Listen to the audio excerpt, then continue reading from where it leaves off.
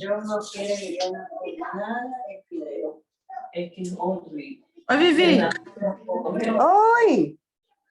Tá Agora dando que para ver o que eu estava compartilhando? eu vi. Então tá bom. Pode falar, oi, Pepe. Hã? Somos nós até agora? O que, meu amor? Oi, Vivi. Não estou falando com os meninos. Ah, tá. A Mayara falou que tava entrando uma mensagem, a Ludmila, eu não sei, você mandou para ela? O quê? Para Ludmila, você mandou? Não lembro de ter mandado. Acho que sim. Não sei Acho se eu que tenho mandei a Ludmila. Deixa eu ver aqui. Eu acho que eu mandei para as duas. A Mayara disse que hoje ela foi lá no cateterismo, que foi legal, que ela pediu para entubar, entubou o paciente. Qualquer coisa que você vê, o João e eu ajudei um pouco, o João lá fez. Tirar o vídeo. Ô, Vivi, manda para Ludmila, por favor, o link, porque eu não tenho o telefone dela, não. Tá bom.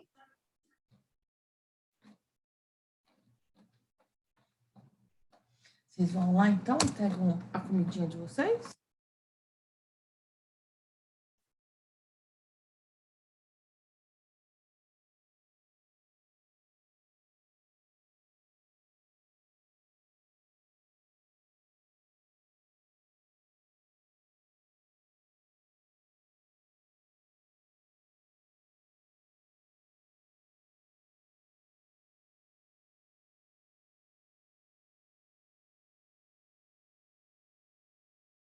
Deixa eu mute aqui. Eu posso, ó. Eu vim colocar more, não posso?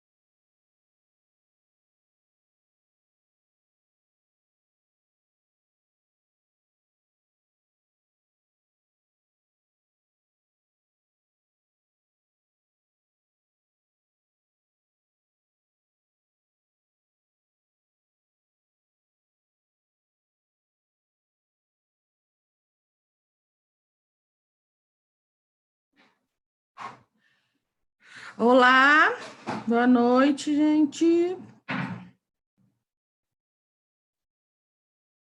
8h. Boa noite, Ludmila. Vivi, já falei oi.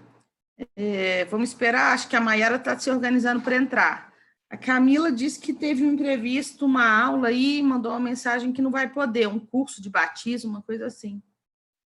Aí a gente, acho que a Mayara entrando, a gente pode começar, né?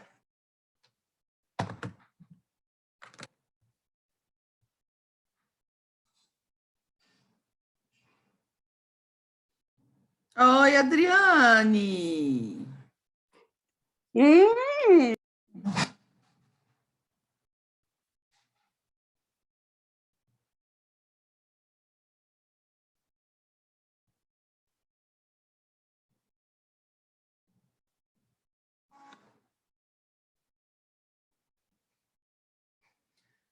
Ô, Ana.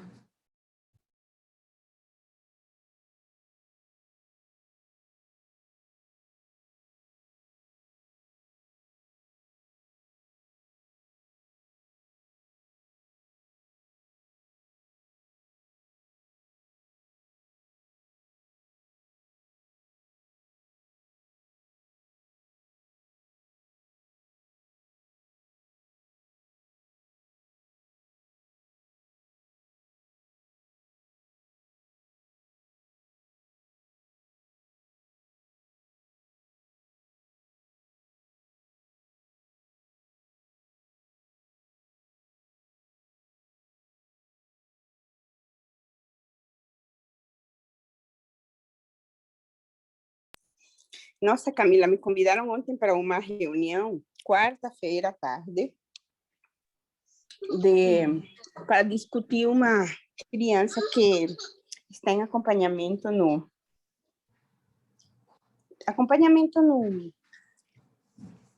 no pré-natal por coartação de aorta. Quem disse que eu lembrei? Era online, hoje que eu fui ver minhas... Foi ontem? Foi, vou perguntar para a Lu. Muita coisa, né? Boa noite, meninas. Boa noite, doutora. Menino, tudo bom? Vai tá aí ainda, Ludmila? Tô, doutora. Mas Vendo o agora quadro acabou. Vou assistir e depois eu vou. Eu tô sabendo, 16 pacientes, né? Tá bom? Boa noite. Legal. Boa noite, Mayara. Oi, oi. Então, estamos aqui. Acho que a gente pode começar, né?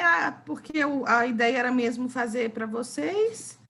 A Camila teve esse problema, ela falou que ia encaminhar o link para os colegas, para o Eduardo e para o Ricardo. Eu vou mandar aqui agora. Não sei se ela encaminhou para o Ricardo para o Eduardo. Deixa eu mandar aqui. Vê aí, porque quando eu mandei, ela falou que ia, aí hoje ela me falou que viu que ia chocar com o curso que ela ia fazer de batismo, que ela é madrinha, parece. Não tinha como falar. Aqui, doutora, sim? Já. Então, tá bom. Deixa eu ir aqui. Eu vou começar a compartilhar, e aí vocês me falam se estão vendo, tá bom? Tá. O som tá bom, né? Aham, tá ótimo. Deixa eu ir aqui para cá. Claudinha. Estão A me mãe vendo? pediu um Bepantol? Não. É só um Bepantol. vendo Sim, a- doutora. Só um Então tá. garrafa. Então, Depois, todo mundo, tá? por favor, silencia o microfone.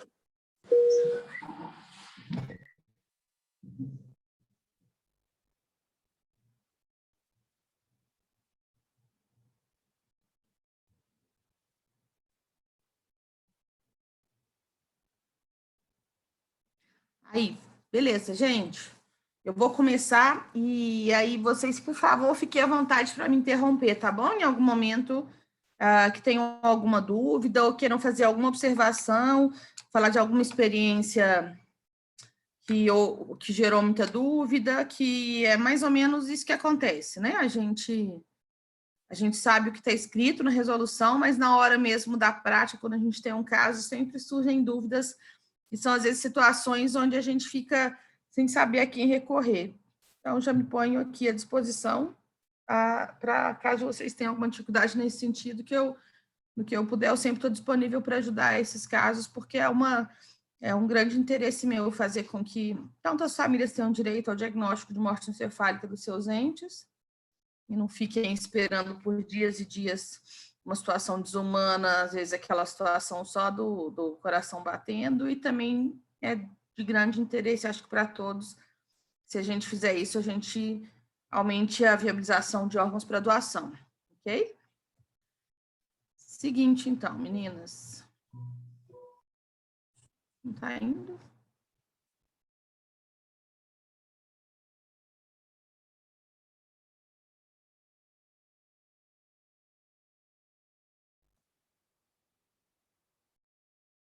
Por que não está não tá indo para frente aqui, tá, gente? Só um minutinho.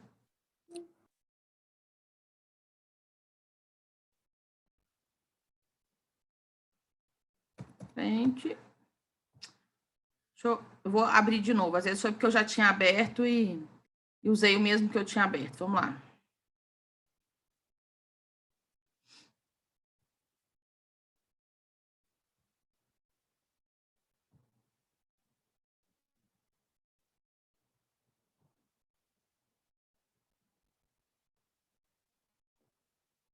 Ok, agora foi.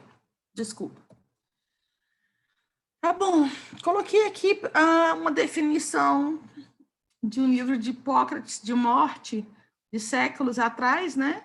Para a gente ver como a gente evoluiu de uma descrição praticamente poética da morte, não que não seja bem bonita, até, para uma definição de morte encefálica, né? Aqui no Brasil, mais especificamente, desde 1997, a gente pode dizer que uma pessoa está morta baseada em critérios de morte encefálica. Antes disso, a gente podia saber que estava, mas a gente não tinha certeza porque a gente não podia comprovar porque não existia resolução para isso do CFM, né? Então, essa era uma descrição do Hipócrates, né? Poética, testa enrugada, árida, olhos cavos, nariz saliente, cercado de coloração escura, têmporas deprimidas, cavas enrugadas, queixo franzino, endurecido, epiderme seca e lívida e plúmbia, pelos das narinas e dos cílios cobertos por uma espécie de poeira de um branco fosco. Fisionomia nitidamente contornada e irreconhecível. Bem, essa era a definição de morte, quando a gente começou a ter algum registro sobre prática de medicina, né? Lá para cá, a gente teve algumas evoluções, especialmente no século passado. Por que no século passado? Porque depois da Segunda Guerra Mundial, onde houve um pico, né, um aumento dos esforços para investimento em medicina, em tratamento de doentes agudos, trauma, né, baleados, enfim, dentro da guerra, né, a gente teve uma evolução grande da tecnologia dentro da medicina e que, começando com os cenários da guerra, né, com os anestesistas, médicos, as enfermeiras, tem a enfermeira muito conhecida das enfermeiras, que é a Florence, né, que foi uma enfermeira que cuidava de pacientes críticos, né, e insistia em pacientes críticos em não deixar eles evoluírem simplesmente para a morte. Nessa época, né, na década de 40, a gente teve um desenvolvimento das tecnologias médicas que possibilitava a gente poder dizer que uma pessoa está em morte encefálica. Por quê? Antes disso, eventualmente, mesmo que o paciente evoluísse ali para a morte encefálica, na verdade, ele ia evoluir para a parada cardíaca sempre, né? Porque ele não estaria sendo mantido artificialmente por meio de aparelhos, todo o aparato que a gente tem hoje para manter um paciente que já não tem mais funções encefálicas, tá bom? Importante lembrar isso, a gente nunca deve falar morte cerebral, porque a gente fala da morte de todo o encéfalo, né? Contando o tronco ali, a ponte.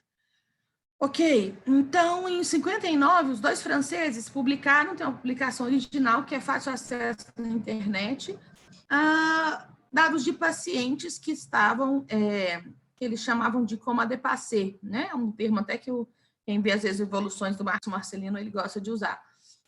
Que eram pacientes que estavam em ventilação, não tinham resposta por dias, eles descreviam esses pacientes como pacientes que estavam realmente mantidos às custas da tecnologia que a gente tinha disponível naquela época. Depois disso, a gente teve na década de 60 um movimento grande no sentido de se falar de critérios para a morte encefálica ao redor do mundo.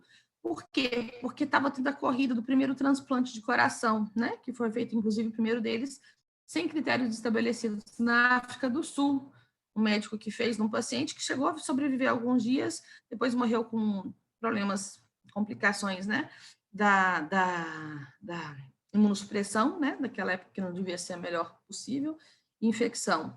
Mas, enfim, nesse ano, nessa década de 60, a gente teve uma corrida aí em torno, principalmente nos Estados Unidos, para que existissem critérios para se definir ME, para a gente poder avançar nos transplantes, né? O que a gente pode dizer é que, assim, seguindo nessa linha do tempo aí, os critérios da Academia Americana de Neurologia, de 95, são muito semelhantes aos que a gente tem hoje, tá bom? Mas, realmente, no Brasil, a gente tem a partir de 97. Esse conceito aí da Maria Celeste é bem interessante, é uma legista que escreve, estuda muito sobre morte, e ela diz que o conceito médico forense de morte ele é dinâmico, aberto e funcional, por isso permite que sejam mudados no tempo e no espaço os critérios e indicadores de sua constatação, e não o conceito propriamente dito. Não que a morte tenha mudado, mas a gente pode, à luz de novos conhecimentos, né, mudar, de certa forma, os indicadores da sua constatação. No Brasil, então, aqui na nossa linha do tempo, a gente tem, desde 68, como eu falei, uma década onde se movimentou muito, né, a legislação, e o tema foi muito importante ao redor do mundo, que foi a lei dos transplantes, né, para retirada de órgãos pós-morte, né, que era uma lei consentida, né, com consentimento que deveria haver. E a partir daí, algumas outras legislações que quem for um pouquinho mais velho, estiver vendo aí, as novinhas não vão lembrar, mas existia, em 2001, no começo desse século, teve aquela lei de uma legislação de ser preso, que você teria se você tivesse um acidente, enfim, se envolvesse num trauma, por exemplo, onde você evoluísse para a morte encefálica, a doação seria presumida, desde que você não tivesse colocado na sua carteira de identidade lá que você não era doador. Então, a maioria de quem não falava que não era, saía na carteira, doador de órgãos e tecidos. Com muito problema que isso teve, né? Imagina, numa época que não tinha WhatsApp, essa coisa toda das mídias de fake news, mas teve muita comoção no sentido de que as pessoas vão querer pegar seus órgãos, e não vão investir em você, se você colocar na sua carteira de identidade que você é doador, e aí ela não deu certo, né? Essa lei de 2001. Bem, em 2007, 10 anos depois do primeiro decreto, da primeira resolução do CFM para a morte encefálica, teve uma resolução muito importante, que foi a resolução para a suspensão dos procedimentos terapêuticos, e essa eu vou falar, então, um pouquinho aqui.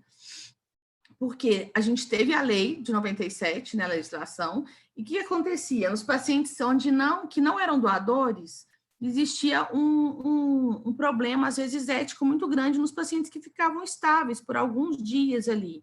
Lembrando que o paciente ME não vai ficar semanas e meses como um paciente que está em estado vegetativo persistente ou, né, de mínima consciência. Todo mundo que já teve experiência de acompanhar um paciente sabe como vai ficando difícil manter as funções. Mas, por vezes, esse paciente realmente vai ficando muitos dias, principalmente pacientes que não têm nenhum acometimento pulmonar, né? Por exemplo, um menino saudável que teve uma meningite, evoluiu com edema, com herniação cerebral. Muitas vezes esse paciente sem muita demanda, ele vai permanecendo ali, enquanto você vai fazendo hidratação, mantendo eletrólise, hidratação, glicose e ventilação mecânica, né? Então, para esses pacientes que não eram considerados doadores, ou porque a família não queria doar, então, contraindicação médica ou recusa familiar, realmente existia um limbo e as equipes tinham muita dificuldade com lidar com isso. Então, essa resolução de 10 anos depois, de 2007, falou, suspensão dos procedimentos terapêuticos, enfim. Quando o paciente não é doador, é ético e legal essa suspensão, tá bom? Então, isso foi importante, é um passo importante. Bem, o restante é a parte da legislação mesmo do Sistema Nacional de Transplantes, né? Onde existe um fluxograma desde o Ministério da Saúde, numa ponta e na outra ponta são as CIDOTs. Vocês devem procurar nos seus hospitais quem é o responsável pela CIDOT. É obrigatório, todos os hospitais com mais de 200 leitos tenham CIDOT. Ok, e aí finalmente chegamos no que a gente vai discutir mais agora, que é a mudança, né? 20 anos depois da primeira resolução. Ok, morte encefálica, gente, então, ausência de funções cerebrais e do tronco encefálico, tá bom? Cerebelo. Bem, na criança, essa mudança agora não teve, os critérios são muito semelhantes aos adultos, né? Em relação ao fluxo, mudou alguma coisa, mas em relação ao diagnóstico em si, não tem diferença entre você fazer o diagnóstico de ME no adulto ou numa criança. É importante lembrar que a gente não pode fazer o diagnóstico de ME num bebê prematuro, tá bom? E a gente só pode fazer em bebês de termo a partir de 7 dias de vida, por causa dessa maturidade dos primeiros dias de vida. Então, um bebê que nasceu e teve um sofrimento importante, um Apgar muito baixo, ele foi reanimado e ficou ali, mas ele está reativo sem nada de sedação nos primeiros dias. A gente não pode, até o 7º dia, sendo bebê de termo, fazer os testes para poder determinar a morte encefálica nesse bebê, tá bom? Anencéfalos não são candidatos, pessoal, parece óbvio, mas a gente já teve a infelicidade de ver aí, uns 3 anos atrás, uma gestante que levou a gravidez até o fim de um bebê anencéfalo, porque havia sido orientada que poderia, ao final da gestação, quando o bebê nascesse, poderia doar seus órgãos, tá? Mas não são candidatos ainda, não sei se eventualmente isso pode ser revisto pela legislação, pelos juristas até, né, porque eles vivem tendo essa discussão, mas eu acho difícil porque eu acho que a anencefalia tem um espectro muito grande, né? Desde praticamente nada ou alguma coisinha de córtex, tem pacientes que às vezes vivem aí sem suporte de tecnologia alguns meses, até mais de ano, então acho muito complexo conseguir fazer isso num país como o Brasil. Ok, as causas mais comuns, gente, na pediatria, né? Acho que, assim, isso vai depender muito do hospital, o perfil do seu hospital. Se é uma referência de trauma, obviamente, vai ser o paciente do TCE, né? Caso contrário, se for um hospital para referências de especialidades, aí você vai ver mais tumores, né? Que evoluíram com crescimento e edema, enfim. A síndrome hipóxio-isquêmicas, né, pós-afogamento, pós-PCR, que eu acho que é muita realidade do HMIB, talvez AVC e tumores seja mais realidade no hospital, tipo hospital da criança, né, que tem muitos pacientes das especialidades, e intoxicação exógena, infecções do sistema nervoso central, junto com síndrome hipóxio-isquêmica, estão mais no hospital tipo o HMIB, que tem um perfil mais clínico, né, e aí o base, que é uma referência para o TCE, ficaria com a principal causa dos pacientes pós-trauma grave, pós-TCE grave.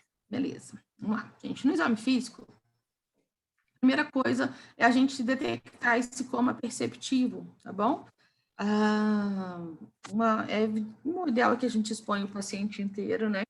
E na hora de fazer esse estímulo doloroso, também acho que não é preciso ficar repetindo muito aqui, mas caso tenha dúvida, fiquem à vontade. A gente deve fazer agora preferencialmente na face, né? A gente não deve fazer estímulos. A gente fazia muito no externo, fazia estímulo doloroso ali, acho que mamilo ninguém faz há muitos anos, quem às vezes é mais velho também já deve ter visto, às vezes, na sala do box, né, chegar e já vinha logo alguém apertar ali. Mas o que a gente deve fazer preferencialmente é na face, tá bom? Até para a gente poder testar mesmo o máximo, digamos assim, de funções aí, e não deixar passar batido.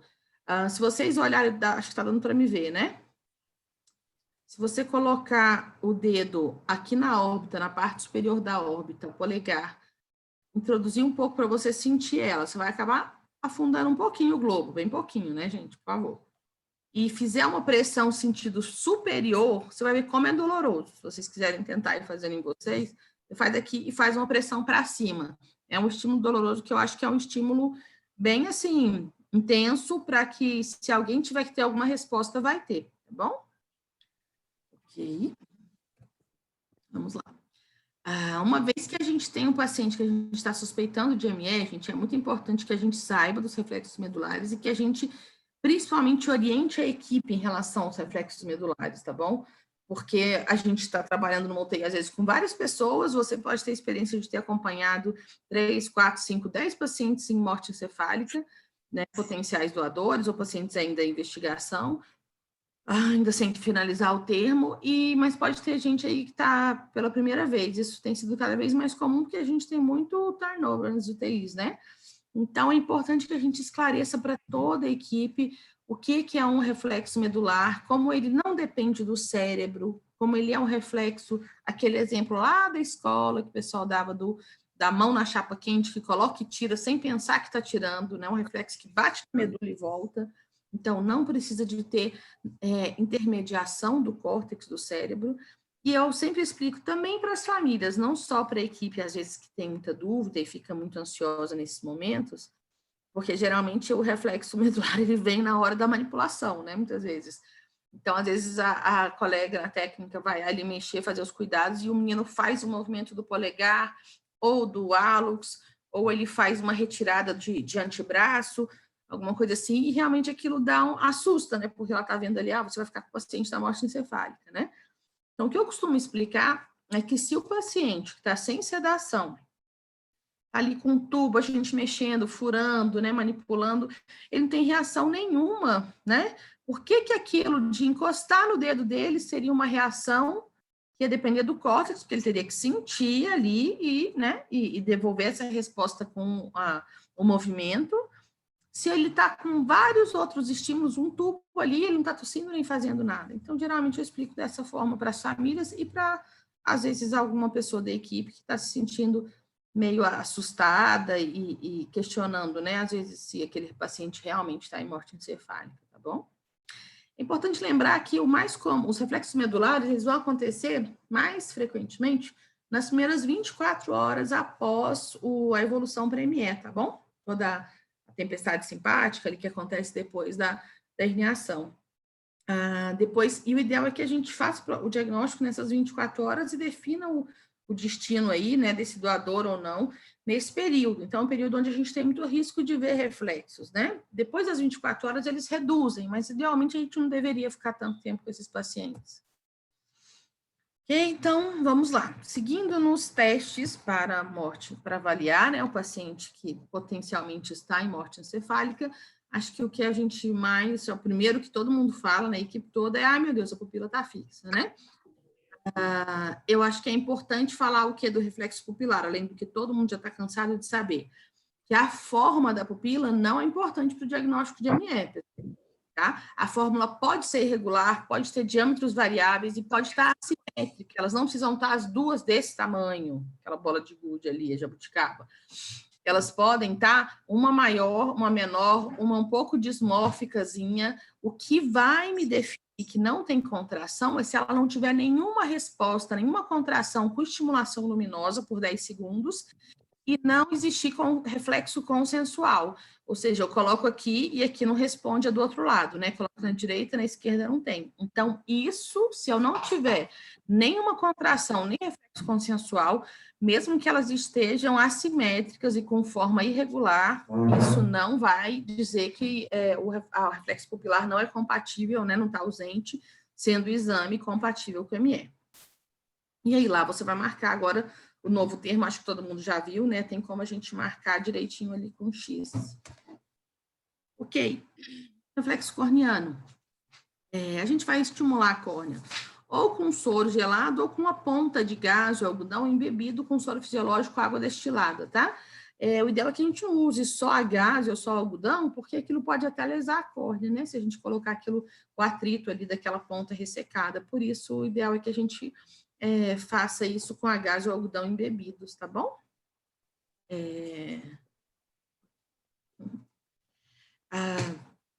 A resposta que a gente espera é que o paciente pisque, né? A gente, mesmo, é o reflexo corneano que a gente espera, né? Baseado aí na via no quinto e no sétimo par. Se eu tiver, gente, uma observação, então, do reflexo corneano, uma resposta neurovegetativa, que seria o quê? Ficar lacrimejar ou haver uma hiperemia leve ali, como se fosse uma irritação pelo que eu fiz, isso não quer dizer que ele tem um reflexo presente, tá bom? Isso é neurovegetativo, é uma resposta local. Não precisa também da mediação do encéfalo para que aconteça, tá? Ok? Reflexo óculocefálico, né? O famoso reflexo dos olhos de boneca. Bem, acho também que não deve ter muita dúvida nesse reflexo, né?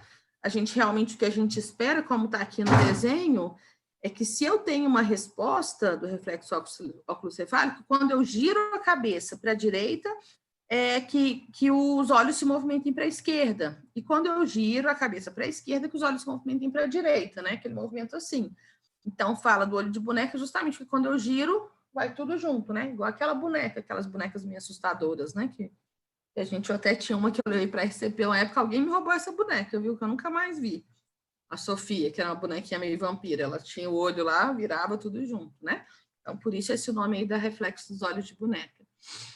Bem, lembrete sempre também nesse reflexo é que a gente não deve fazê-lo em caso de suspeita de trauma cervical, a não ser que você consiga fazer girando o bloco todo. Não é incomum você ter que fazer uns testes desses num paciente que tem um risco de lesão, né? Com trauma raquimedular. Então, o que a gente pode fazer? Juntar várias pessoas e movimentar esse paciente em bloco, tá bom? Ali, ainda estiver na prancha e tudo, movimenta para um lado e para o outro. Não precisa ficar fazendo inúmeras vezes. Fez uma vez para um lado, para o outro. O que não tem movimentação ocular é compatível com morte encefálica, ou seja, o reflexo óculo-cefálico está ausente. Alguma dúvida? Ok, vestíbulo calórico, gente. O vestíbulo calórico é o teste que o pessoal às vezes não gosta muito de fazer, né? Que é aquele teste de instilar o soro gelado, tá? Bem, é um teste importante, a gente deve sempre fazê-lo, a não ser que a gente tenha uma contraindicação, que seria a saída de sangue ou líquor, né? Pelo conduto auditivo, tá? Isso, como a gente vai ver um pouquinho mais à frente, é uma das mudanças agora da resolução de 3 anos atrás, 3 para 4, que você pode, se você tiver isso, seguir em frente e evitar de fazer de um lado, do lado que você viu aquilo, e você documenta isso no prontuário e naquele termo que você está preenchendo, tá bom? Antes da resolução de 2017, você não poderia seguir em frente, a não ser que você entrasse em contato com a sua central estadual, no nosso caso aqui distrital, que fica ainda no hospital de base, e você comunicasse e eles dessem autorização para que você seguisse em frente sem fazer um dos lados, tá? Agora não, você não precisa mais fazer isso, basta que você registre, tá bom? Então, a gente vai deixar a cabeceira elevada em 30 graus, isso é muito importante, porque você vai colocar os canais semicirculares numa posição ali onde vai ficar mais fácil de receber o gradiente de temperatura, né? Porque o que a gente faz nada mais é que colocar o soro gelado, e deve ser soro, gente, a gente não deve ventilar também uma água, né? Por exemplo, pegar a água normal ali da torneira ou do filtro e colocar. Deve colocar soro ou água destilada, tá? Ideal, porque por razões de segurança mesmo, porque são estéreis ali, a gente não deve pegar água gelada ali da geladeira, do filtro e colocar. E aí a gente deve, através de uma sondinha fina, sem introduzir muito, para também, obviamente, não lesar a membrana timpânica, instilar esse soro, tá? Em crianças menores, você pode usar 20 a 30 ml, não necessariamente você tem que usar os 50 ml, tá bom? Em crianças abaixo de 2 anos. E aí você vai fazer isso, colocar a cabeceira a 30 graus, instilar e ficar o tempo todo com o olho do paciente aberto. Então, é legal que você faça isso, obviamente, com 2 ou 3 pessoas. O ideal é que a gente observe durante 1 minuto essa resposta. Por quê? Porque eu posso ter um reflexo bradireagente e, de repente, eu estou fazendo uma resposta lenta e eu já passei para avaliar o outro, tá bom? Então, eu vou fazer um lado, o olho ficou parado lá, não reflexo vestíbulo calórico ausente, compatível com morte encefálica. Espero 3 minutinhos, pelo menos, para testar o outro lado, justamente por causa dessa resposta. Aí eu testo o outro lado, e aí espero também 1 minuto. Então, esse teste vai demorar, no mínimo, 5 minutos, tá bom? Nada de fazer aquele negócio, jogou de um lado, jogou do outro, pá, vamos embora para o próximo. A gente tem que fazer com esse cuidado, tá bom? O que a gente espera? Que a resposta negativa, como está aí no desenho, que o paciente fique, né, o paciente que está em morte encefálica, não tem nenhuma movimentação ocular, tá bom? Não muda, não tem nenhum nistagmo. Ok? Vamos lá. Reflexo da tosse, gente, que a gente vai ver aí o 9º e o 10º par, acho que é o que a gente mais faz também, assim como o pupilar, é o que a gente, às vezes, antes de todos, a gente já testou. Porque o fisioterapeuta aspirou e disse, não teve nenhum reflexo de tosse, ele sabe que o paciente já está sem analgosedação. Precisou de aspirar, seja o técnico também, não necessariamente o físio, e já respondeu isso, né? Não tem nenhuma reação de tosse, náusea, movimentação facial, deglutição, nada, né? Na hora que você faz a reação, a aspiração, e nem a bradicardia reflexo, né? Lembrando que você está falando aí, a gente está testando o nervo vago, né? Ok. O teste da apneia, gente. Teste da apneia, qual foi a mudança do teste da apneia? A gente agora tem alguns critérios que a gente precisa ter para fazê-lo, que antes não tinha. E a boa novidade é que a gente só precisa fazer uma vez, né? Todo mundo se lembra que a gente até o 2017 a gente tinha que fazer 2 testes da apneia, no primeiro e no segundo exame clínico. Agora basta você fazer uma vez, seja no primeiro ou seja no segundo, tanto faz. E Inclusive, ele tem uma parte separada no novo termo que não está junto nem com o primeiro nem do segundo exame, de forma que ele pode ser feito em qualquer um deles, tá bom? Geralmente, a gente faz no primeiro, é mais uma dica, porque geralmente esse paciente ainda está mais estável, né? Assim, os intervalos também diminuíram entre o primeiro e o segundo exame.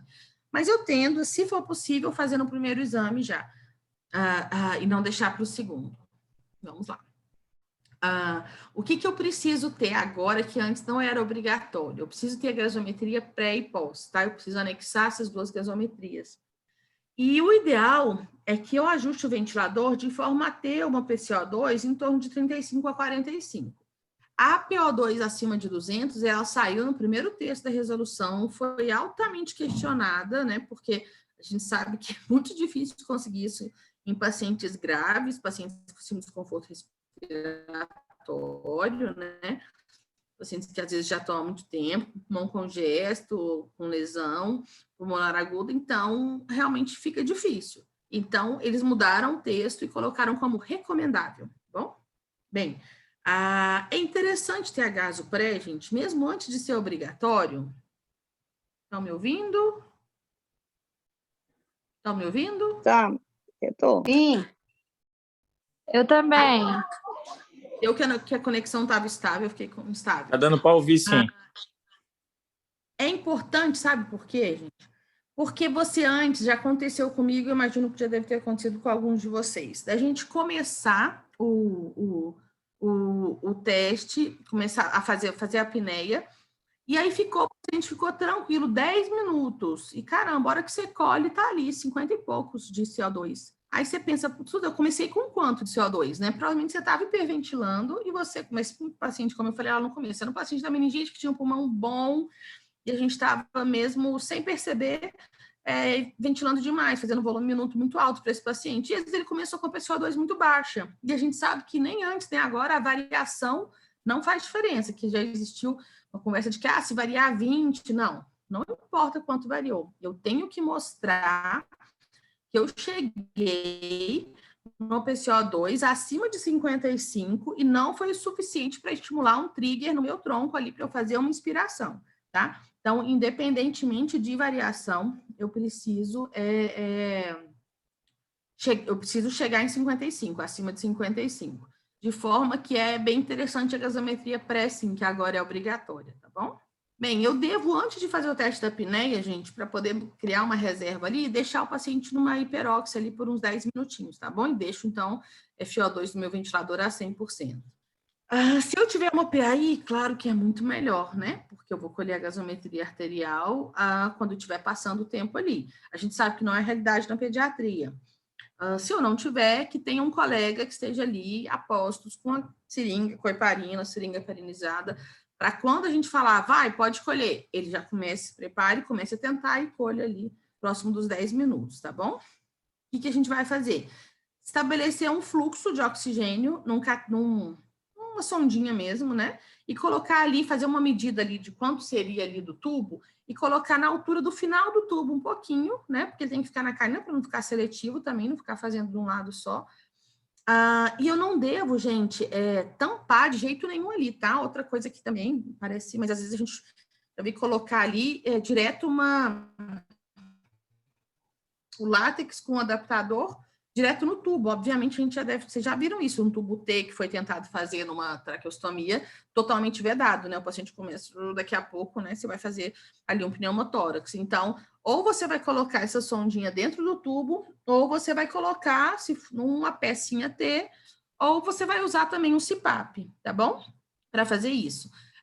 Ele recomenda 6 a 8 litros, mas eu vou dizer que às vezes a gente tem que usar um pouco mais que isso para funcionar e não tem problema você acabar colocando ali no seu cateterzinho que você colocou na sua sonda, no caso, né? Você introduziu no tubo 10 litros, às vezes é o que você consegue para que uma paciente mantenha e não desature, tá bom?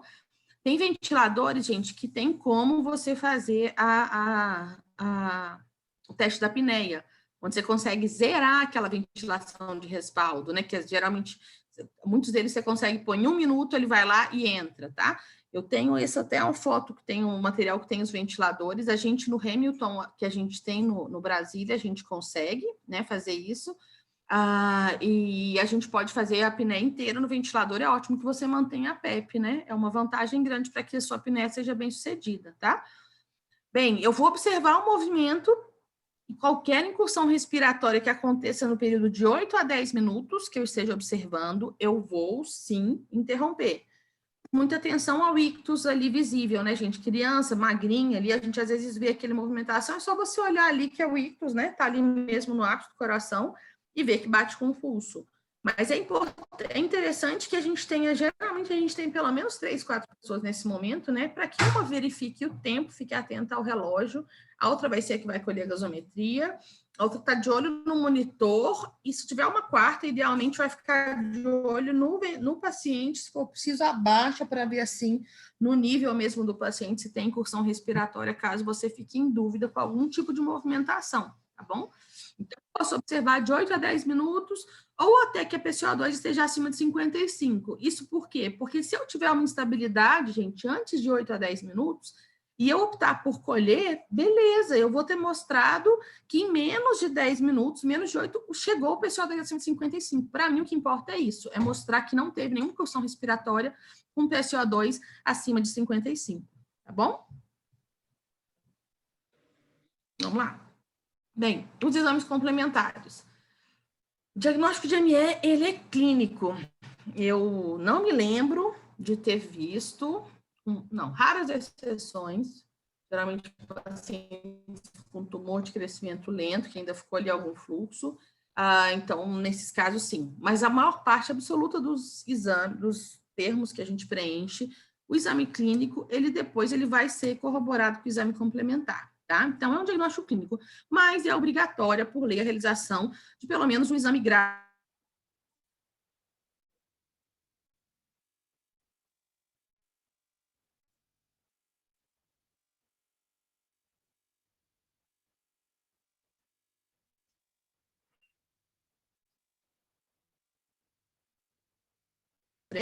Muitas vezes o exame ideal seria um eletro, né? Porque você vê que não tem mais atividade elétrica, porque como foi crescimento lento, às vezes o fluxo fica mantido ali, porque faz umas colaterais.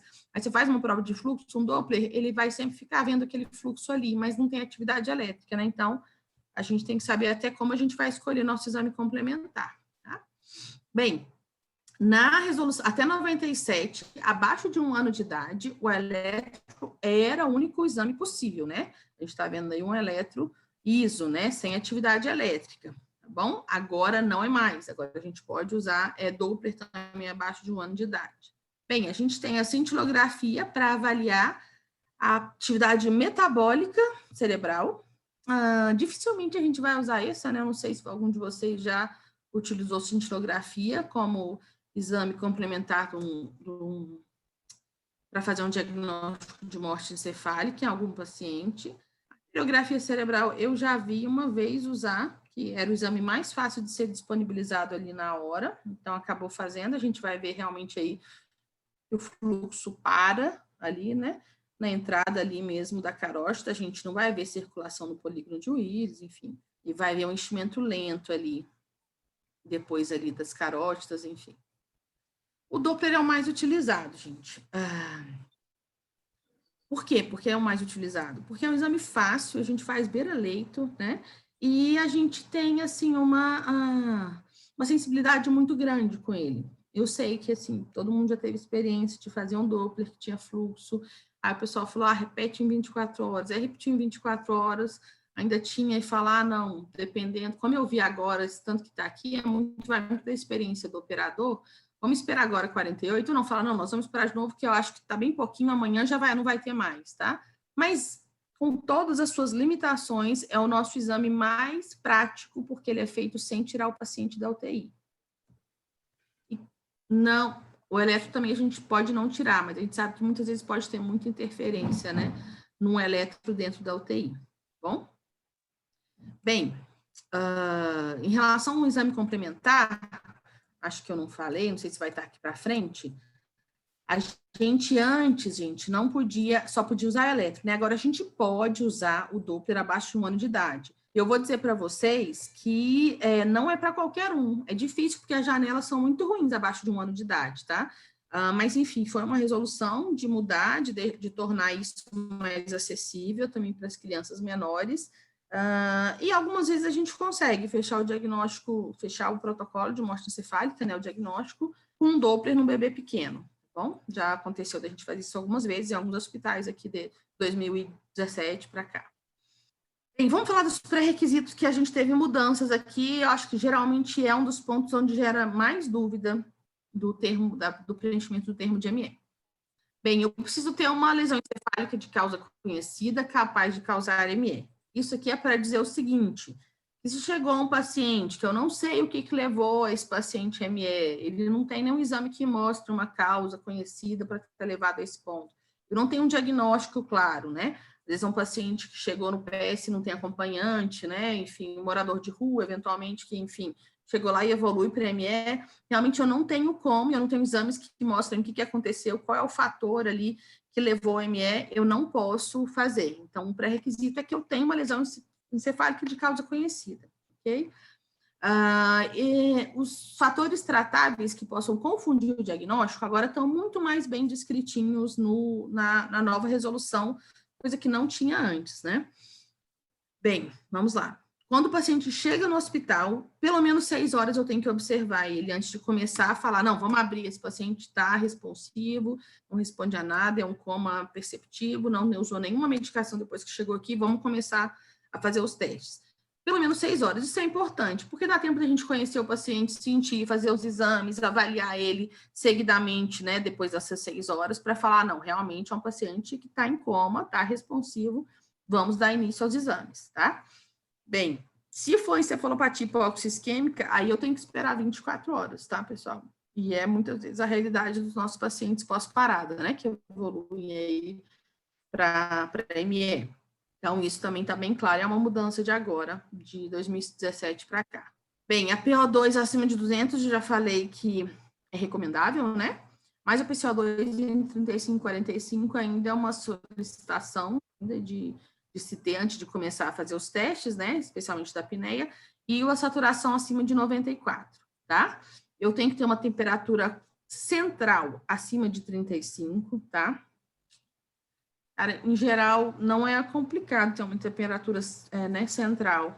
Eu sei que às vezes eu falo, mas se estiver manejando no PS, a maior parte dos monitores multiparamétricos, aliás, todos eles vêm com um termômetro esofágico, é porque se perde ali, não sei o setor que está, mas não é uma monitorização difícil de ser conseguida, né? Uma temperatura central, que é ela que deve ser aferida para que a gente faça o teste.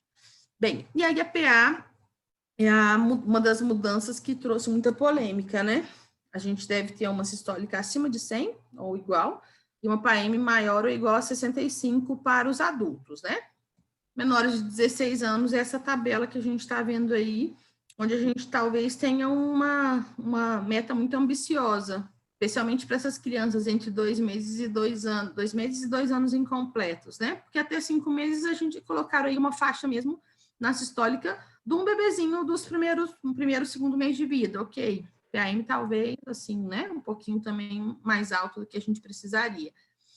Agora, de 5 meses já pede, criança de 5 meses já pede uma PA sistólica de 80, com a PAM de 60.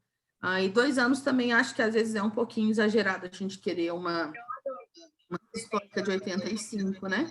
Considerando que a gente faria aí o cálculo por aquele cálculo de acima de 1 ano, né? Da gente colocar 70 mais 2 vezes a idade, a gente estaria no percentil 5 com 74 de sistólica, né?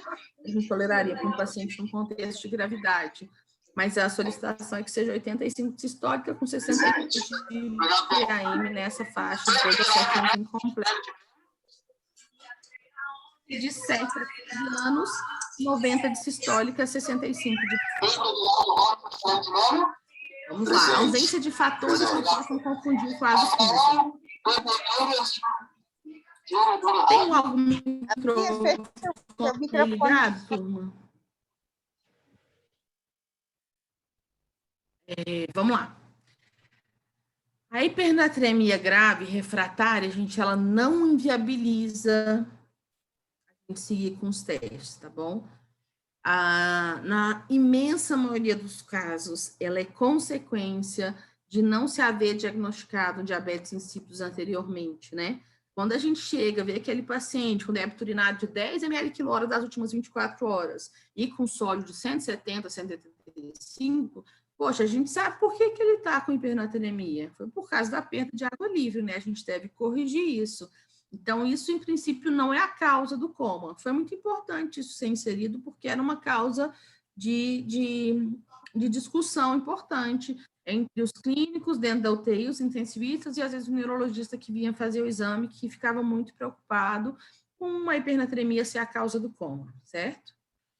Ok, intoxicação exógena, obviamente, a gente precisa descartar que ainda esteja sob efeito de algum tipo de intoxicação, né? Então, se a gente tem essa suspeita, a gente deve, idealmente, guiado pela clínica suspeita, fazer o nível sérico da medicação.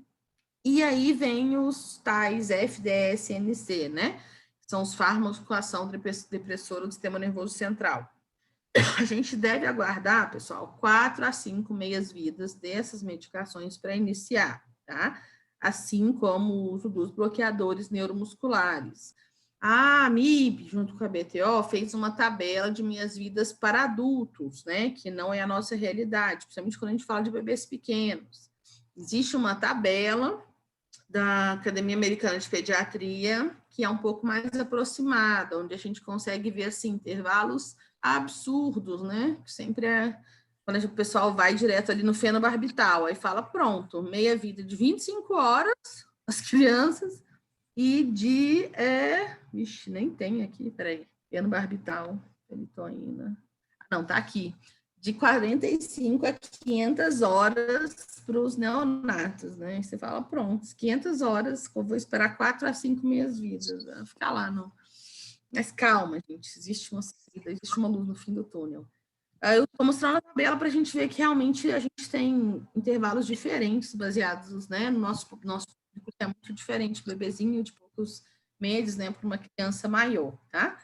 A gente sempre deve, gente, se pautar quando a gente tem dúvidas em relação a isso, e agora eu vou aproveitar até aqui, vou abrir, eu imagino que vocês todos tenham isso, mas eu vou abrir aqui a resolução mesmo, o tópico que ela fala, porque eu acho que é o maior ponto de discussão, um dos maiores, é essa questão das medicações depressoras do sistema nervoso central ou potenciais depressoras, tá bom? Então, aqui, vocês estão vendo a resolução, o texto dela?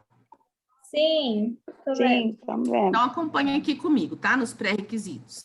Vou falar até primeiro, antes dele, eu vou falar da questão do exame de imagem, tá? Que tá um pouquinho aqui abaixo, ó. Quando tá pré-requisitos em caixa alta, a segunda frase é: o diagnóstico da lesão causadora do coma deve ser estabelecido pela avaliação clínica e, não só, confirmada por exames de neuroimagem ou por outros métodos diagnósticos. A incerteza da presença de uma lesão irreversível ou da sua causa impossibilita a determinação de ME, tá bom? Aí fala daqui do período mínimo, deve ser respeitado de 6 a 24 horas.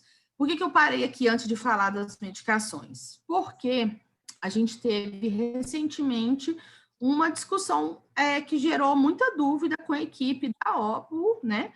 Em relação ao momento do exame de neuroimagem, né? A equipe, de uma forma equivocada, infelizmente, questionou um diagnóstico porque aquele coma reflexivo e os exames foram iniciados, a tomografia foi feita e naquele momento, e era um laudo,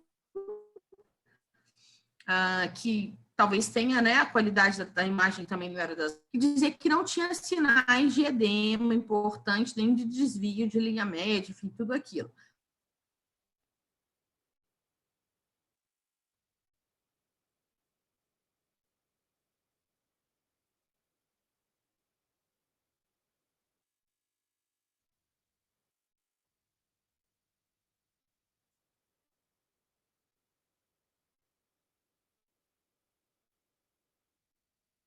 Você fala.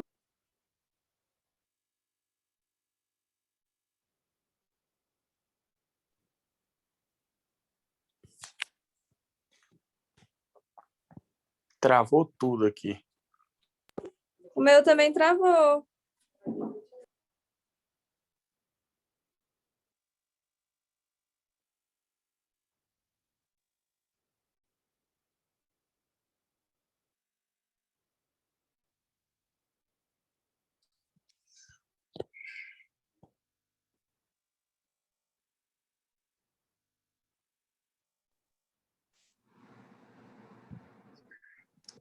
Deu ruim aí, gente?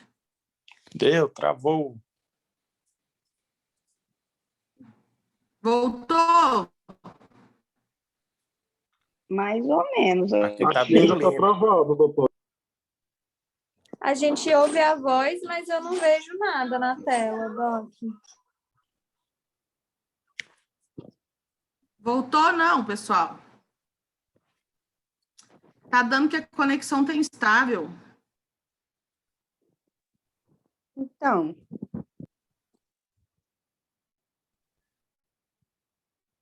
Tudo bem agora? tudo bem agora, estou te vendo. Desculpa. Então, vamos lá. Vou voltar a compartilhar aqui, tá bom? Ok. Então, assim, isso Beleza, foi doutora. realmente muito complicado, considerando uma família que está aguardando um diagnóstico, 1, 2, 3, 4, 5 dias, e eu sei que todos vocês aqui, todo mundo trabalha em TI, já passou por essa experiência, sabe como é extremamente angustiante para a equipe, para a família ficar nessa incerteza. E aí, essa orientação que veio por parte, por isso é importante que a gente conheça bem o termo, tá? Porque às vezes vem muitas pessoas falar, não sei quem falou isso ou falou aquilo. Eu falo, gente, leia o termo e tire as suas conclusões, né? Leia a resolução. Ou seja, aqui, em hora nenhuma, fala o momento onde a neuroimagem deve ser feita, que ela deve ser imprescindível para que você comece a fazer os testes. Não tem uma relação aqui de cronológica, né? Ela fala que é obrigatório um exame de neuroimagem, que confirme a sua hipótese. Então, existia um exame depois que mostrou que evoluiu mesmo para esse edema que não foi visto no início. Então, ou seja, foi feito um exame clínico que mostrou alterações compatíveis, fez todos os testes com essa tomografia. E depois a tomografia estava mais alterada. Se fosse o contrário, eu não tenho dúvidas que eles deveriam questionar. Não, tinha edema e depois repetiu, não tinha? Como assim? Então, repete tudo, porque deve que o paciente melhorou. Mas o contrário realmente não tem como sustentar essa teoria, né, que foi apresentada. Eu falo isso porque pode ser que vocês passem por isso em alguma situação e acho que é importante terem senso crítico para discutir. Eu sei que vários de vocês aqui já tiveram situação de terem que discutir algumas coisas com a central, né, a OPO e a central distrital. Vamos lá. Então, voltando aqui nos nossos fármacos, tá bom? Eu vou ver aqui, vou ler para vocês a parte onde ele fala do uso dos fármacos de uso contínuo ou uso intermitente, tá bom? Aqui tem, no item 3, fármacos com ação depressora do sistema nervoso central e bloqueadores neuromusculares. Quando os FDS-LC e bloqueadores neuromusculares forem utilizados nas condições a seguir especificadas, deverão ser tomados os seguintes cuidados antes de iniciar a determinação de ME. Quando utilizados em doses terapêuticas usuais, não provocam coma perceptivo, não interferindo nos procedimentos para determinação de ME. Então o paciente que tinha uma síndrome epilética e usava fenobarbital, outra medicação que pode interferir, outro antiepiléptico, e ele estava até ontem usando 5 ml de 12 em 12 horas, 20 gotas de 12 em 12 horas, enfim, não sei, e ele não estava em coma, e hoje ele está, então, aquele remédio não foi responsável por esse quadro atual, porque ele não usou uma dose diferente. Então, nesse caso, o remédio não vai, essa medicação, a gente não precisa esperar as meias-vidas dela, certo? Tá, se aqui, item B. Quando utilizados em infusão contínua em pacientes com função renal e hepática normais e que não foram submetidos à hipotermia terapêutica, importante. Nas doses usuais para sedação e analgesia, será necessário aguardar um intervalo mínimo de 4 a 5 meias-vidas após a suspensão dos fármacos, antes de iniciar procedimentos para determinação de ME, tá? E aí vem a dúvida que às vezes me perguntam, mas a dexmedetomidina está aqui no termo dizendo que não precisa de esperar a meia-vida dela. Mas aí, se a gente lê aqui no TMB, quando utilizados em infusão contínua, então, não que a meia-vida do Precedex ela não é longa, gente, ela é curtinha, tá? Você vai suspender os outros, dos outros vai ser mais demorado. Mas, quando é usado em infusão contínua, em nosso contexto de UTI, a gente usa o Precedex em infusão contínua, a gente não usa ele de horário, né? A gente vai ter que realmente aguardar 4 a 5 meias-vidas, como está bem claro aqui no termo, né? Na nossa resolução. Quando? Aí o outro item que sempre eu acho que é onde a gente tem muita dúvida, o paciente com insuficiência hepática ou insuficiência renal, certo? Ou que utilizou hipotermia terapêutica, onde que na nossa realidade a gente, né, não tem visto mais, passou a empolgação toda da hipotermia terapêutica. Mas ainda assim, em casos específicos, né, uma hipertensão intracraniana refratária, a gente pode chegar a ter que utilizar. Vamos lá. Ou quando a suspeita de intoxicação por uso em doses maiores que as terapêuticas usuais, ou por metabolização comprometida, deve-se aguardar um tempo maior que 5 meia-vidas. Esse tempo deverá ser definido de acordo com a gravidade das disfunções hepáticas e renais, das doses utilizadas e o tempo de uso, para que haja certeza que ocorreu a eliminação / metabolização dos fármacos, ou pela constatação que seu nível sérico se encontra na faixa terapêutica ou abaixo dela. Então, pessoal, o que é a nossa luz no fim do túnel aqui, quando a gente está desesperado com aquele paciente? Caramba, e agora o que eu faço? Ele fez um ataque de fenobarbital ontem, veja bem, ele não estava usando as 20 gotas de 12 em 12 que ele costuma usar, ele usou um ataque de 15 por quilo, 20 por quilo ontem. O que eu posso fazer para não ter que ficar esperando uma eternidade de 4, 5 meia-vidas no fenobarbital? Posso iniciar, antes de iniciar meus testes, fazer a dosagem do nível sérico. Se ele estiver na faixa terapêutica ou abaixo, veja bem, se não estiver no nível tóxico, eu estou autorizada a começar os meus testes, tá bom? Bem, é importante o último item aqui também, que é o item D, que nas condições anteriormente citadas, deverá ser dada preferência a exames complementares que avaliam fluxo sanguíneo cerebral, pois o EEG sofre interferência significativa, né? Influência significativa desses agentes nessas situações. Então, isso também é uma coisa que a gente deve considerar. Quando a gente usa o tiopental, pessoal, a gente realmente não pode fazer o EEG, tá? E é uma orientação mesmo da geral, né? Todas as centrais, que se você tiver usado o tiopental por um estado de mal, hipertensão intracraniana refratária, você vai ter que fazer o Doppler, você vai estar proibido de fazer o EEG, tá bom? Podemos continuar? Querem deixar para o final algumas dúvidas ou querem já perguntar agora? Pode continuar, por mim. Por mim também, doutora. Então, vamos lá. Gente, a outra mudança que eu já falei um pouquinho no começo, né, que alterações morfológicas e orgânicas congênitas ou adquiridas, que impossibilitam que a gente avalie bilateralmente os reflexos, mas que a gente pode de um lado, né, pessoal? Também não puder nenhum dos dois lados aí, não. A gente pode dar procedimento ao protocolo, tá? Mas a gente deve fundamentar no termo, que a gente está fazendo sempre em 2 vias, não esqueçam, porque uma via fica na CIDOT, outra via vai para a central no base, tá? Para CNCDO. A gente deve documentar nisso e no prontuário. Então, eu vou escrever lá, vou colocar embaixo, né? Que aí tem até dos dois lados, né? Lado tal, não realizado, aí escrevo embaixo. Não realizado por presença de sangue no conduto auditivo, né? Otorragia à direita. Então, realizado só à esquerda, ok? Se eu tenho um trauma horrível de face, que não tem como eu fazer reflexo dos dois lados, ou, né? Foi uma avulsão, aquela situação bem dramática, aí realmente esse paciente não vai poder fazer um diagnóstico de ME, tá? Se eu não tiver como testar pelo menos um dos lados. Mas isso aqui é um avanço, porque a gente podendo testar um deles sem ter que levar adiante para esperar a resposta da CNCDO, que às vezes ficava em dúvida e mandava para a Câmara Técnica, ia escalonando para cima, e a gente ficava ali esperando sem poder ter como começar os testes, né? Isso aqui agora realmente ajudou. Vamos lá, então. A gente já falou dos exames clínicos, a gente falou dos exames complementares e falou do teste da apneia. O que, pelo amor de Deus, eu preciso agora, né, para poder finalizar dentro da legislação brasileira agora, a partir de 2017, o que eu preciso e quais são os médicos, quais as capacitações que eles precisam ter para poder fechar esse protocolo. Vamos lá, eu preciso ter 2 exames clínicos e um teste da apneia, né? Isso ficou claro, mais um exame complementar. Não preciso de 2 apneias, posso fazer a apneia no primeiro ou no segundo exame clínico, ok? Beleza. Já falei da apneia, que aqui está repetindo, né? Os exames clínicos, quem que pode fazer os exames clínicos, gente? Eu preciso ter 2 médicos que sejam especificamente capacitados e não pertençam à equipe de retirada ou transplante, tá? Ou seja, um médico que participa da CIDOT, em princípio, não teria esse problema ético, tá? Porque ele não é da equipe de retirada de transplante, né? Mas, de qualquer forma, dá margem para questionamento isso aí, né? Idealmente, o médico, se houver um médico na CIDOT, né? E CIDOT de hospitais pequenos podem ter, não precisam necessariamente ter médico, pode ter só enfermeiros.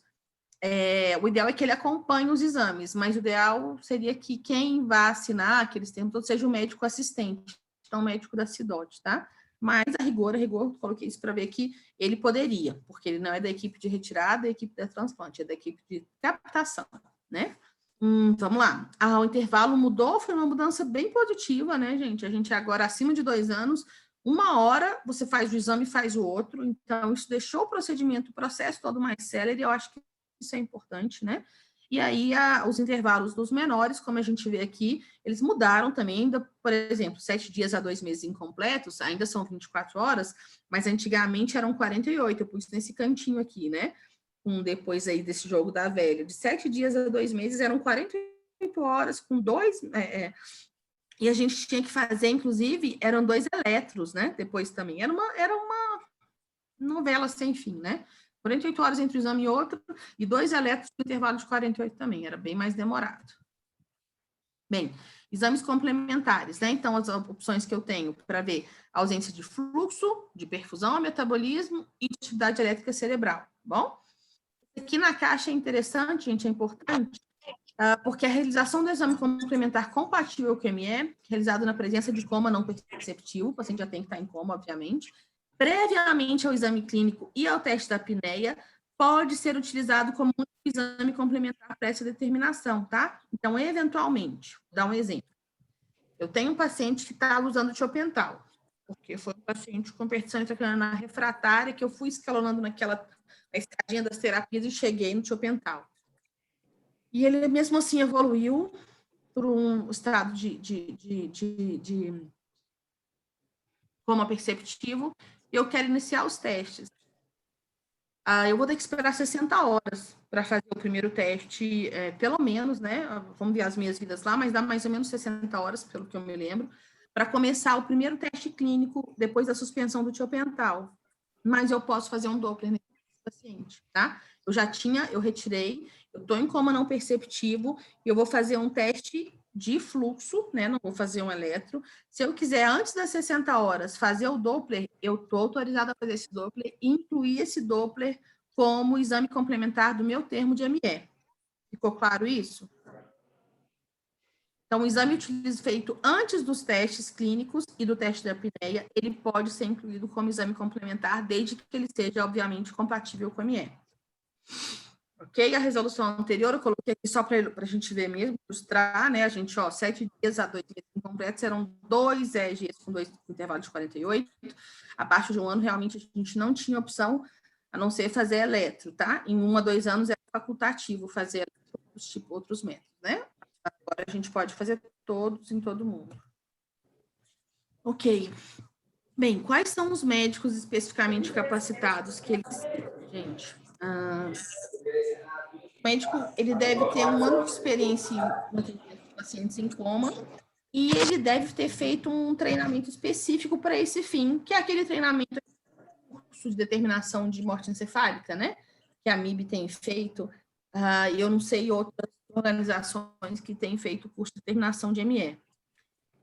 Então, ele precisa fazer isso. Ou ele tem, ou ter acompanhado pelo menos 10 determinações de ME. O que aqui em Brasília ficou complicado, porque quando foi para fazer a pesquisa de quantos médicos tinham feito isso lá no registro, né, da central, a gente via que poucos médicos tinham lá as 10 determinações, a gente sabia que muitos mais tinham feito, mas no registro a gente não conseguiu levantar. Então, na prática, o que ficou? Quem é o médico especificamente capacitado? Tem que fazer o curso de determinação de morte encefálica e 1 ano de experiência em atendimento de paciente em coma, seja na emergência, seja na UTI, não necessariamente tem que ser experiência na UTI, tá bom? Bem, se eu não tiver nenhum desses médicos, a direção técnica do hospital pode indicar um médico do seu hospital para fazer esses exames, tá bom? Isso também está constando na resolução. Bem, Um dos médicos especificamente capacitados, ele tem que ser especialista em UTI, em neuroclínica ou neurocirurgia ou medicina de urgência, ter a residência em medicina de emergência, né, o título. Isso também mudou e foi uma mudança importante, tá? Porque todo mundo aqui acho que se lembra também, os que não sei, as meninas mais novinhas, que a gente tinha que ficar esperando vir um neuro, muitas vezes o neuro do hospital não queria fazer, não podia, não esperava vir para fazer o segundo exame, o neuro da captação, que às vezes tinha vários, né? Tinha várias demandas naquele dia, em várias regionais. Então, foi interessante até porque os médicos que estão lidando mais com o paciente em MS são os médicos que estão dentro da UTI, né? São os intensivistas. Então, o ideal é que um desses médicos especificamente capacitados, que vai fazer, né, o primeiro ou segundo exame, seja especialista nessas áreas, tá bom? E, de novo, tem um adendo, que na disponibilidade de qualquer um desses especialistas, o procedimento pode ser concluído com outro médico especificamente capacitado, desde que isso seja autorizado pela central também. Comunicar, não tem outro médico para fazer. Não, então a gente vai autorizar outro médico que tenha feito o curso, que tenha experiência com pacientes em coma, para poder fazer o segundo exame, tá bom?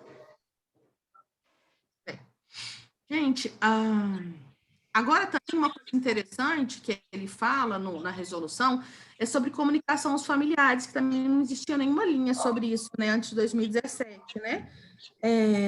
Ele fala que eu acho bem importante isso aqui, esse texto, falar que os familiares do paciente, o responsável, adequadamente esclarecidos, né, sobre a situação crítica do paciente, o que é MS, qual é o modo de determinar e os resultados de cada uma das etapas, tá? Esse esclarecimento, pessoal, é da responsabilidade da equipe médica assistente, tá?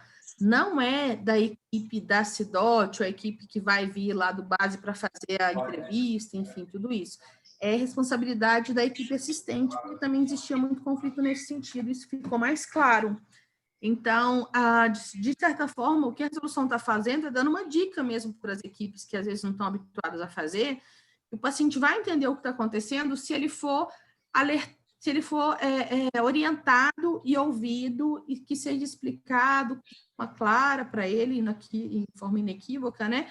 Todas as etapas, a suspeita é essa de ME, sabe o que é isso? A gente vai te explicar, muitas vezes até eu chego a mostrar o termo de ME para mostrar que é um termo aqui, é o mesmo aqui em qualquer lugar do país, em São Paulo, Norte, Nordeste, Sul, vai ser esse mesmo termo, e que a gente vai etapa por etapa, e a gente vai acompanhar, e cada resultado a família deve ser orientada, e inclusive fala também no texto que tem o direito de trazer um médico da sua confiança para acompanhar o processo, desde que ele não atrase, né? Não começa a fazer agora o Doppler, não, porque o médico está chegando, o médico da família.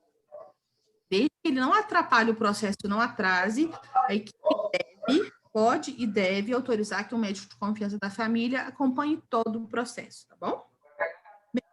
Resumindo, um slide, as mudanças de 2017, o que a gente tem agora? O reloginho, né? A gente agora tem que aguardar pelo menos 6 horas, e se fosse no hipótese 24 horas, é ruim falar sem interagir, mas eu sei que vocês responderam aí da casa de vocês, sendo hipótese isquêmica, 24 horas para iniciar o protocolo de EMEA. Não se esqueça disso aí. Chegou pós-PCR, enfim, tem que esperar 24 horas para começar, tá? Os testes, mesmo que você não tenha feito nada de medicação para ele, tá? Só tentado reanimar, reanimou, voltou, mas voltou em coma perceptivo 24 horas. Temperatura, né? A gente tem que ver temperatura central acima de 35, a saturação indicada acima de 94, fazer os testes clínicos e a apneia, né? Pressão arterial também, naquela tabelinha que a gente viu, que é uma tabelinha bem ambiciosa para algumas faixas etárias pediátricas, mas a gente deve respeitar. Poxa, Camila, então eu devo aumentar a droga para chegar na CPA? Sim, você deve aumentar a droga para chegar na CPA, porque você às vezes não vai conseguir fazer, você vai ficar ali também protelando aquilo, vai ter que aumentar um pouquinho. Não, tá vendo? A PA tá dando isso, então agora eu posso fazer o exame, porque inclusive você tem que colocar qual foi a pressão que você começou a fazer o exame no termo, né? E eu sei que ninguém aqui vai querer mentir isso num termo tão importante que está definindo a morte de um paciente, né?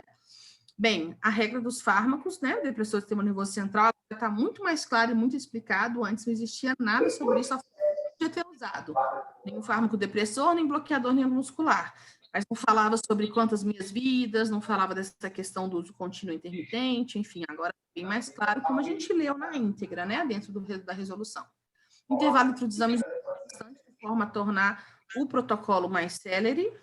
A PCO2 e PO2 que a gente deve fazer gasometria pré-pós, né? Lembrando que a PO2 acima de 200 é recomendável. Se você não tiver, você não vai deixar de começar, porque a sua PO2 está em 150. Agora, ele cita, né, bem diretamente sobre as alterações morfológicas, sejam congênitas ou adquiridas, de forma que a gente pode testar só um do lado dos reflexos, desde que a gente documente por que a gente não testou o outro. Estou vendo a aula aqui, Ricardo. Fim. Estou aberta para que a gente discuta e tire dúvidas e compartilhe a experiência. Tá bom, não. Aí não sei, deve pegar lá, deixa eu ver. Então, as computações dessa central? Fala lá com ele, então. Embolia, sepse. Isso, gente. Vamos lá. Dúvidas? Tá bem? Concorda? Uhum. Você pergunta, eu vou falar, né? Fala lá. Tá me ouvindo aqui? Não, né? Quem tá aí? Os meninos entraram? Ricardo e Eduardo conseguiram entrar? Sim, deu para assistir bem. Que bom, Tá ouvindo, Eduardo. doutora? Tudo bem? Deixa eu lhe perguntar um negócio. Tudo bom? Que eu fiquei só uma pequena dúvida aqui. Esse tempo de espera no evento hipoxisquêmico de 24 horas, pelo menos, é tempo de internação dentro da UTI ou basta da admissão hospitalar? Da admissão hospitalar. Ok, tá certo.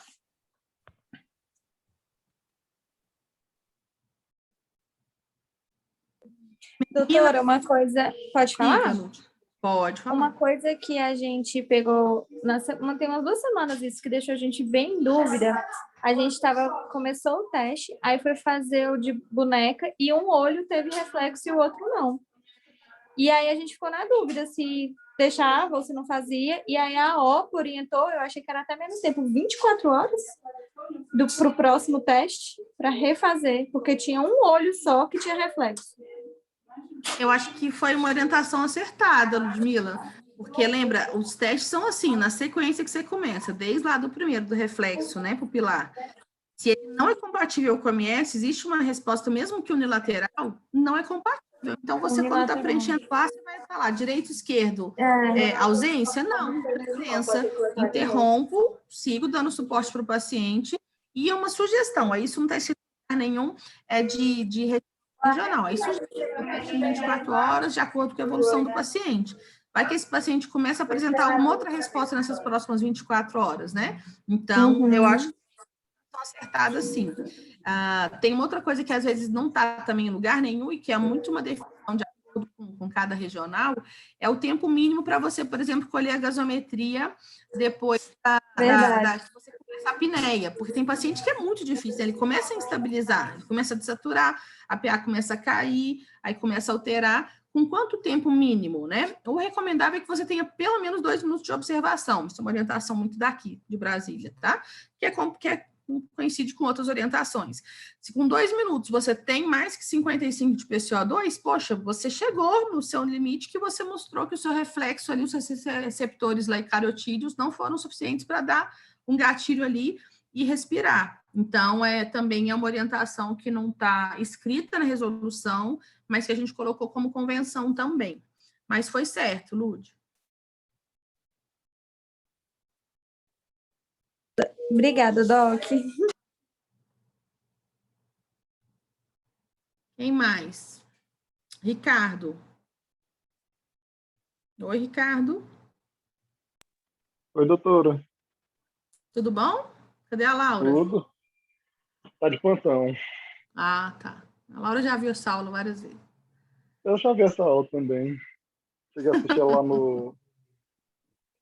uma pergunta, realmente, essa que eu mandei no bate-papo, foi um caso que aconteceu até com vocês no HMIB, que o médico da captação, acho que, se eu não me engano, o neurologista, durante o exame clínico dele, realizou um reflexo medular e interrompeu. Como é que a gente procederia nesse caso? O médico da captação, ele fez durante os exames. Medular. E aí ele interrompeu porque disse que o protocolo estava, que a criança ainda tinha reflexos de tronco. E aí como é que procede nesse caso? Bate de frente com a captação, tenta falar com alguém? Porque esse caso aconteceu, eu lembro que aconteceu no HMIB isso. Entendi. E gerou até uma certa confusão na época. Olha, Ricardo, assim, eu acho que a primeira coisa é não envolver a família nessa situação delicada, né, nessa dúvida. Por quê? Como a gente está falando de uma coisa muito sensível, que é uma determinação de morte encefálica que é envolta em tantos folclores, né, quando a gente fala de um país como o nosso, né, cheio de muita, sei lá, culpa, muita coisa de julgamento, enfim, que a gente tem, muita informação equivocada que as pessoas compartilham, e muita falta de confiança no processo, acima de tudo, né? Em geral, se você perguntar para a população não confia muito no serviço que é prestado, especialmente quando é serviço público, né? Existe essa desconfiança, não é ilegítimo por, às vezes, se sentir mal assistido em várias instâncias socialmente falando, né? Então, assim, acho que a primeira coisa é não deixar a família perceber que existe uma rixa, uma dúvida dentro da equipe de assistência, porque para a família, todo mundo ali é a mesma coisa. A gente que está ali direto é o médico que veio de fora da captação para fazer a avaliação, então, para eles, nós somos a assistência, né? Então, acho que a primeira coisa é não deixar que isso fique perceptível para a família, porque qualquer dúvida dentro do processo entre a equipe, e é por isso que eu ressaltei muita questão dos reflexos, de explicar para a equipe inteira que dá assistência, porque não adianta você estar fazendo tudo direitinho, tem uma pessoa que é uma técnica de enfermagem nova que entrou, ela vai lá na madrugada, vê um reflexo e fala, não sei não, viu? Fala assim para a mãe e pai, ó, tá, ele mexeu aqui, viu? Melhor confirmar esse negócio aí, né? E assim, a gente não deve julgar isso, a gente deve ultrapassar isso com o ensino, né? Assim, ultrapassar a ignorância com o ensino e as pessoas entenderem, todo mundo reproduzir e entender que aquilo é um reflexo, saber, inclusive, explicar para a família, não somente, todo mundo da equipe, não, isso é um reflexo medular, pode acontecer, mesmo sem o cérebro estar funcionando, se tiver mais dúvida, eu chamo o médico para explicar, enfim. Então, é importante que a família não perceba que existe um entendimento heterogêneo do processo por parte da equipe. Então, acho que o primeiro conselho que eu ajudaria é não deixar que a família perceba. Depois, chamar o colega no canto, explicar para ele, ó, não, mas por que você está achando? Olha, sejamos razoáveis, né, e argumentar com ele. Uma vez que isso não seja possível, você não consiga reverter isso ali dentro, naquele momento, aí a gente tem que passar isso para as instâncias superiores, que no caso seria a coordenação da OPO e a coordenação da central regional, que é a CNCDO, né? A gente tem 2 pessoas hoje que fazem isso, uma é médico, outra é enfermeira, e acho que tem realmente que ser, inclusive, registrado isso como uma intercorrência grave do plantão, né? Porque isso realmente não pode acontecer. Não sei se eu respondi. Camila. Respondeu, Oi. obrigado. Camila, só para finalizar em relação a esse caso, ele realmente aconteceu no HMIB e a gente reabriu o protocolo no dia seguinte, só para finalizar, e esse protocolo foi fechado, mas é só para dizer qual foi o desfecho, tá? Tá. Doutora Cira, eu acho importante, assim, que a gente, né, todo mundo tem, a resolução tá livre na internet, né? De ler, porque o que está ali é o que está escrito, gente. Depende do que está escrito no manual, curso de determinação de método, o que está na legislação, a resolução do CFM é o que está ali e está muito detalhado. Por isso que eu falei desse último evento aí da pessoa solicitar que começasse o protocolo depois da tomografia alterada, né? Que foi a gente teve como a gente que vê na refazer resolução também o protocolo. Sim, e como a gente vê na resolução, doutora, a gente não tem nada falando sobre isso, né? Absolutamente questão temporal, antes ou depois. Existe um exame de neuroimagem que corrobore com a suspeita clínica, que nesse caso existia, foi feita depois do início dos testes. E não tem nada de errado. E realmente, às vezes, a gente faz as coisas para poder continuar com o processo, né? E não protelar mais aquilo para a família, porque a gente precisa do aval, digamos assim, né? Da OPO, da central. Mas a gente tem que ter um senso crítico e a gente deve levar isso para outras instâncias. A gente ficou meio órfão de poder discutir no nível bom, depois de algumas mudanças na central. Mas eu acho que é importante que a gente, especialmente nós da pediatria, porque geralmente essas pessoas que estão lá estão habituadas muito com... uma médicos clínicos, né? Que estão lidando mais com pacientes adultos. E acho que a gente tem que levantar essa coisa do senso crítico e questionar as CIDOTs dos nossos hospitais e realmente levar para outras instâncias, para que eles não continuem reproduzindo condutas erradas e a gente fique refém disso, porque a gente precisa deles para validar os nossos testes, né? Eles estão fazendo umas interpretações muito próprias de algumas coisas sem procedência. E aconteceram esses 2 casos, essas 2 situações no HMIB. Os 2 casos a gente teve que reabrir protocolo e ocasionando isso, mais sofrimento para a família, mais tempo de um leito ocupado, mais angústia para a equipe, tudo isso sem em última necessidade. instância, doutora Cira, menos chance de doação, né? Porque a gente sabe, quando a gente está falando de viabilidade de órgão, em 12 a 24 horas, numa situação ideal, ainda mais agora que a gente, o sentido da dos exames foi no sentido de deixar a coisa mais rápida, por quê? Também porque a gente sabe que não vai fazer diferença, né, para o diagnóstico, mesmo EME, e pensando em doação, os órgãos estarem viáveis, que a gente sabe que a gente deve finalizar o processo no máximo em 24 horas. Então, realmente é inadmissível, e eu vou dizer mesmo sem piedade, sem parecer radical, essa palavra é inadmissível, que a equipe que nos dá suporte, né, regional, ela fale em repetir coisas depois de um dia, de fazer uma reunião com 12 horas, com 24 horas, quando a gente está falando de ter coisa para ser viável e a finalidade, as finalidades, além da dignidade da família, do paciente que merece ter esse diagnóstico, é a doação, a gente falar de repetir o exame, começar tudo de novo amanhã, depois de um novo exame, ou vai conversar com vocês daqui 12 horas. Não, a gente está falando, né? A gente cobra isso da família. Quando a gente faz a entrevista, a gente pede, quando eles pedem tempo para pensar, a gente fala, ok, em 2 horas a gente conversa de novo, justamente porque a gente sabe como esse tempo é precioso. Como que a gente pode ouvir da nossa referência, que daqui 12 horas a gente vai conversar sobre isso, no próximo plantão, né? Hoje em dia, falar. Não, eu estava falando que a gente teve alguns casos bem complicados também no base, e assim, você lembra, né, Camila? Teve até casos que eu liguei para discutir, coisas assim que de fato confunde a cabeça de todos nós. Mas uma coisa que eu acho muito importante é que uma vez, eu lembro que eu falei com você, até para o Piva eu liguei, porque o Piva, né, por conta ele fez parte da confecção do... Justamente, eu liguei para ele.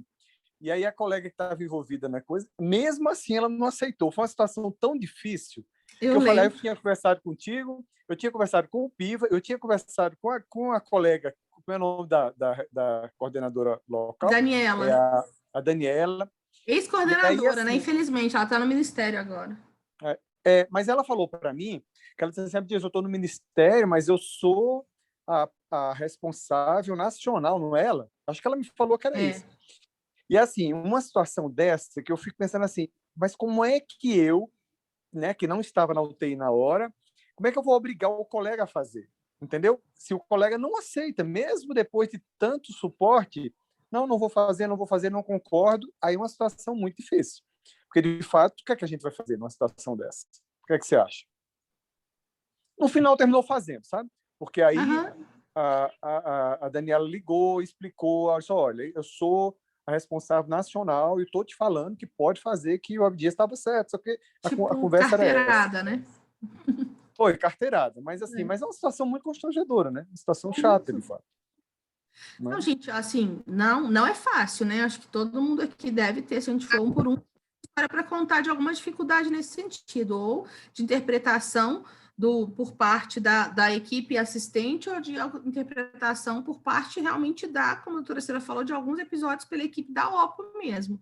É por isso que eu insisto na gente ler e ser crítico com essas orientações e fazer tudo, assim, no sentido de fazer o que é o correto, mais uma vez, né? A gente está falando do diagnóstico de morte de uma pessoa, e pensar também em fazer o mais rápido possível, porque isso é uma situação de muito sofrimento da família, tá? A gente tem relatos aí de pós-óbito da criança, de como isso deixa um luto complicado para a família, né? A gente fala muito que a gente está presente na situação talvez mais traumática da vida daquela família, né? Quando a gente fala de ME, O potencial de ser traumático é absurdo, né? Então, cabe a nós realmente tentar minimizar as complicações e o trauma para essa família que, de repente, vai levar aquilo, falar assim, nossa, mas foi tão estranho, até hoje eu não sei se foi correto. Isso realmente atrapalha muito essa elaboração do luto. Então, quando a gente vai e fica, às vezes, muito insistente com a equipe, mandando mensagem, tal, ligando lá, não se acanhe de fazer isso. Fala, nossa, mas a gente já falou, que a gente já fala, não, mas você não está entendendo, eu quero agora, eu quero resolver isso agora, tem uma família aqui que quer uma resposta, entendeu? Então, não se acanhe de fazer isso. A gente teve uma doação no Obra o ano passado, me corrija se não foi ano passado, acho que foi no começo do ano passado, onde a gente também ligou à noite, a família queria, estava tudo certo, e eles falaram, não, a gente vai amanhã, né? Era para fazer a parte da coleta, né, do exame dela, de compatibilidade, e aquela entrevista padrão que tem aqueles formulários, né? E aí ela falou, não, é porque não sei o que, a gente não vai agora, meia-noite, atrapalhar a família. Eu falei, não, a família está aqui, a gente quer acabar isso logo, quer acelerar. Não, mas eu não acho certo, não, eu acho que é melhor ir de manhã. Então, assim, tem cada coisa, né, que a gente às vezes se depara com a característica de cada pessoa que está ali no plantão, e depois, enfim, eu insistir muito, eu dizer, não, eu estou de plantão em você também, eu realmente quero que você faça isso agora, porque eu tenho como colher um PCR agora e ficar pronto em 2 horas. Foi depois do Covid, porque elas estavam cobrando. E aí, finalmente, foi tudo certo, e de manhã já foi encaminhada para captação em outro hospital, não foi feito no Brasília. Mas, então, acho que, assim, é nosso papel mesmo ser vigilante em relação a isso e sabendo que a gente está fazendo a coisa certa, quando a gente quer tornar rápido para que o processo seja ágil, e aí vai ser bom para todos, para a família que está ali com aquele paciente morto, né? Pelo nosso conceito de morte encefálica, ele está morto, e para possíveis pessoas que vão se beneficiar dessa doação, e para nós também, né, para a gente ter a sensação que está conseguindo fazer as coisas certas, porque eu sei que causa uma insatisfação e uma ansiedade, uma tristeza até muito grande para a equipe quando a gente se depara com essas situações onde a gente sabe que é certo e a equipe não está deixando que a gente faça o trabalho, né? Concordo. Vamos lá? Doutor Abdias, eu acho que uma outra coisa também que a gente tem dificuldade lá no básico, são os meninos que estão em protocolo de neuroproteção, quando ficam com lidocaína. Uma outra coisa que a OPO pede que a gente suspenda para os exames de morte encefálica, porque eles alegam que alteraria. Acho que eu até já discuti isso com a doutora Camila, e na época ela falou que não, nem no protocolo isso também. Oi, tá meio baixo, Ricardo, mas eu escutei, é da parte da lidocaína, né? A gente, de fato, assim, pelo menos das vezes que eu discuti, a gente, porque como ela não está nem no rol de medicação, não vê sentido, né? Não. A gente tem. Não vai ter alteração, né? Não vai ser depressor do sistema nervoso central, né? Se faz parte do protocolo de neuroproteção, não utilizam mais a lidocaína, né? Mas se ainda faz parte do protocolo, a DEB pode ser mantida. Isso não tem por que a gente suspender, não. É isso, gente. Ó, são 9h30, relógio. Acho que a gente até adiantou um pouquinho do horário, né? Porque a gente começou às 8h05. Se não tiver mais dúvidas ou um acréscimo, alguma colaboração, acho que a gente pode encerrar. Que tal? Beleza. Obrigadão, gente. Foi ótimo. Ludi, Maiara, Eduardo, Felipe. Ou Felipe, não. Foi ótimo, doutora. Obrigada pela disponibilidade. Gente, eu que agradeço. Excelente, Valeu, doutora Camila. então. Obrigada, Foi ótimo, Boa noite a doutora. todos. Obrigado Bom por descanso. Até mais, gente. Obrigada. Beijos. Até mais. Obrigado. Obrigada, Boa noite. Dias. Tchau. Tchau.